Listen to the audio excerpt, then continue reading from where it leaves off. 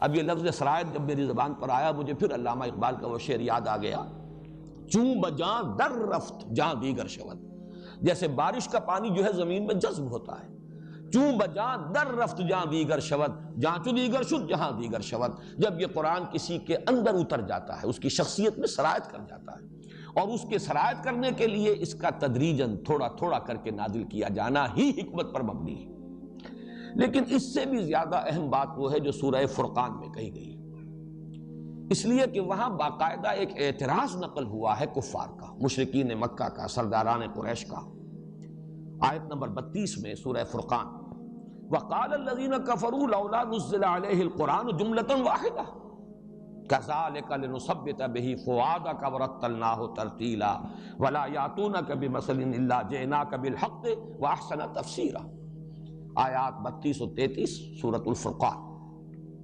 اعتراض یہ تھا کیوں نہیں نازل کر دیا گیا ان پر یہ پورا قرآن ایک دم یکبارگی۔ اس اعتراض میں جو وزن تھا ذرا اس کو پہلے سمجھ لیجئے۔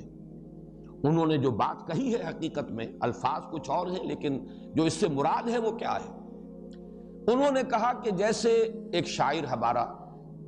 دفعتاً پورا دیوان تو فراہم نہیں کر دیتا، پروڈیوس نہیں کرتا، وہ ایک غزل کہتا ہے، قصیدہ کہتا ہے، پھر اور محنت کرتا ہے، پھر کچھ اور طبع آزمائی کرتا ہے، پھر کچھ اور کہتا ہے، تدریجاً اس طریقے سے دیوان بن جاتا۔ اسی طریقے سے محمد کر رہے ہیں صلی اللہ علیہ وسلم۔ اگر یہ اللہ کا کلام ہوتا تو پورا کا پورا ایک دم نازل ہو سکتا تھا۔ یہ تو در حقیقت انسان کی شان ہے یا انسان کی کیفیت ہے کہ وہ پوری کتاب دفعتاً واحدتاً تو وہ پروڈیوس نہیں کر سکتا۔ پورا دیوان کوئی شاعر جو ہے وہ ایک دن کے اندر تو اس نے نہیں کہا ہے، بلکہ اسے وقت لگتا ہے، تدریجاً وہ کہتا ہے، محنت کرتا ہے، کچھ تکلف بھی کرتا ہے، کچھ آورد کرتا ہے، کبھی آمد بھی ہو جاتی ہے، لیکن یہ کہ تدریجاً وہ کلام جو ہے پھر مدون ہوتا ہے دیوان کی شکل۔ تو یہ تو اسی طرح کی چیز ہے، لولا نزل علیہ القرآن جملۃ واحدہ، کیوں نہیں یکدم نازل ہو گیا؟ اب اس کا جواب دیا کذالک لنثبت بہ فؤادک، یہ ہم نے اس لیے کیا ہے نبی صلی اللہ علیہ وسلم کہ ہم اس کے ذریعے سے آپ کے دل کو تثبیت، جماؤ عطا کریں، یعنی وہ بات کہ جو عام انسانوں کی مصلحت میں ہے وہ خود محمد الرسول اللہ صلی اللہ علیہ وسلم کے لیے بھی مصلحت پر مبنی ہے،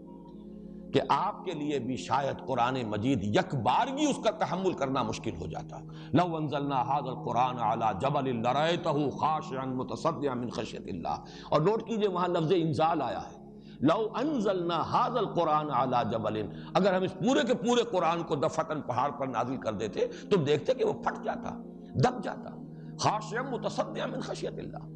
معلوم یہ ہوا کہ قلب محمدی صلی اللہ علیہ وسلم آپ کے دل کو تثبیت، جماؤ، ٹھہراؤ عطا کرنے کے لیے ورتلناہ ترتیلا،